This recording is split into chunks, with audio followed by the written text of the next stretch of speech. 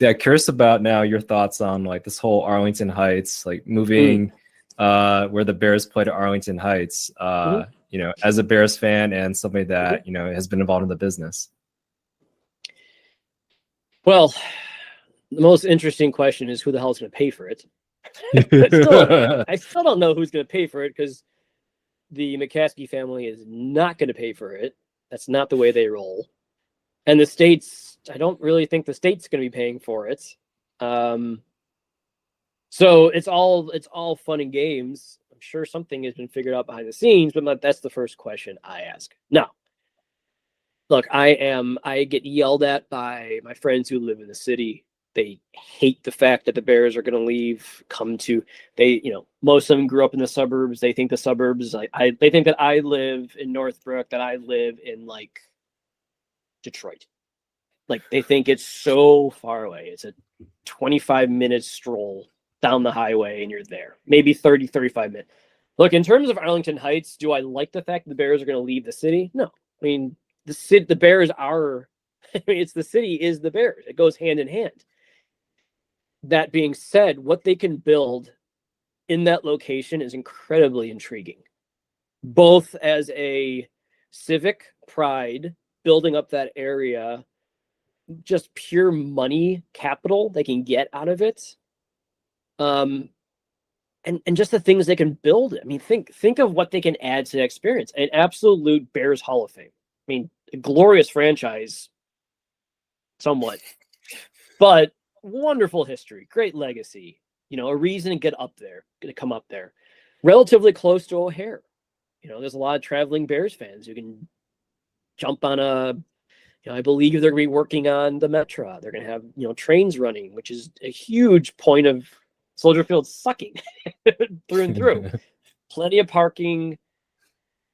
There's fans in the suburbs. It's not like the suburbs are, it's not like it's the Field of Dreams and it's like one house every 600 miles. Like there's a lot going on out here.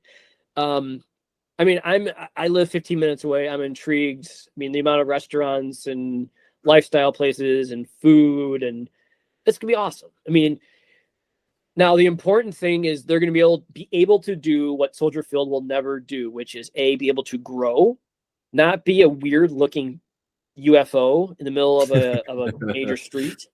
You're gonna have parking. You're going to have public transportation. You're going to have places to go before and after the game. They're going to build an entire area around it, which is going to be fantastic.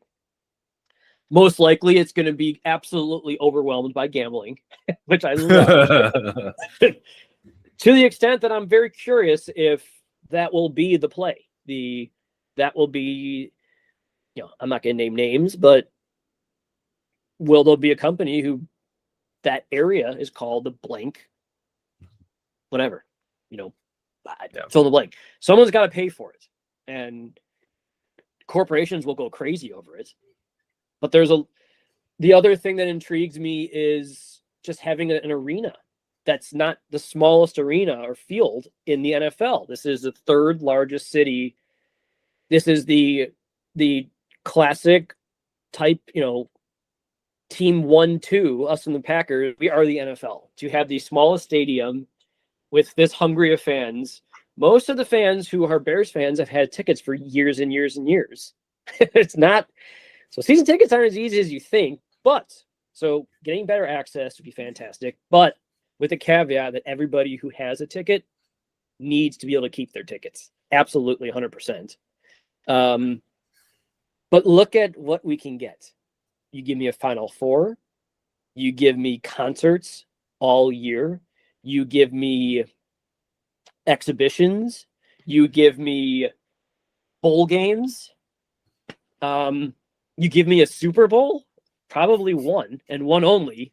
But Chicago is a sports city through and through. United Center is a class of in itself. It's a gorgeous stadium. Wrigley is it's a stadium. it's a landmark. It's a landmark. It's a wonderful addition to a city. There's that thing on the south side, which should be where the Bears play now. That's for a different time. this city deserves a state-of-the-art place to watch their beloved Bears. And unfortunately, it's going to have to be in the suburbs because there's really nowhere else to put it. Yeah. And because of traffic being a pain and transportation, it's got to go somewhere where they can build absolutely around it and not somewhere where they can build in a neighborhood. It's just not, there's nothing available unless you got to go way, way out yonder. But in terms of access to airports, to just a different amount of fans, you've got a lot of people northwest, northeast, out in Iowa, up in Wisconsin. You've got fans all over the place. The lack of love won't be the same. We've seen the precedent with other teams. I mean, 49ers fans don't mind. I mean, it's further away. They still schlep out there. I don't love it, but I think it's a necessity to bring more money and legacy into the franchise. It makes sense. And I think like a lot of the LA Stadium and maybe Vegas too, I think they actually had the NFL like help fund it, like the association help fund it more so, right? So hopefully, it isn't the taxpayers like paying for this stuff and not seeing it for tens of years or decades, right? I don't know. That's the ultimate question. Maybe it's been answered, but I haven't seen it. Yeah. And most of these stadiums are self-funded. These are rich Jerry Jones of the world. And Virginia McCaskey is not forking over billions of dollars for a stadium in a million years. Yeah. And whoever's going to take her, whatever family member takes her place is not going to do the same. There's no next generation. There's no Wirtz who's just waiting to completely shift the paradigm on what their dad did, for better or worse. It's not happening. McCaskies are the McCaskies. They've been that way for decades.